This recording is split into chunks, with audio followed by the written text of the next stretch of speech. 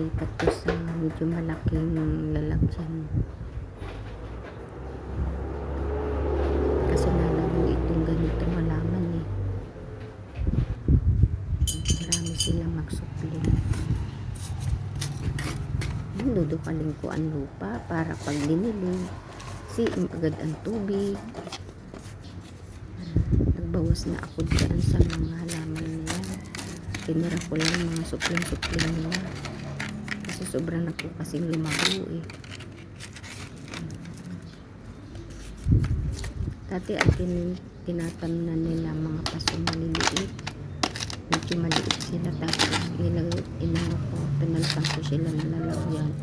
Naghingi-hingi ako ng mga Wilkins. Medyo malaki-laki na yung tinatamnan nila. Dukal-dukal para maghag-hag ang lupa. Sabi nga ng anak ko, pamigay ko na daw. Kasi hindi naman daw niya naalagaan. Sabi ko, wag.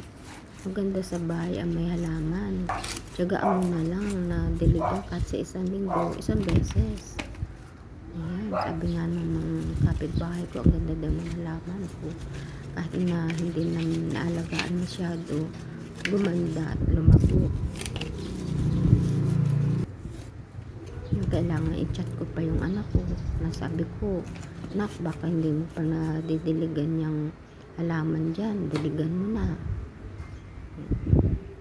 Yung anak po kasi lalaki, tapos may trabaho, nag-iisa lang siya dito, kaya hindi niya nakasikaso.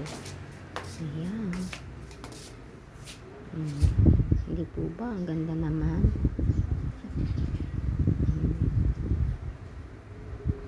Thank you po.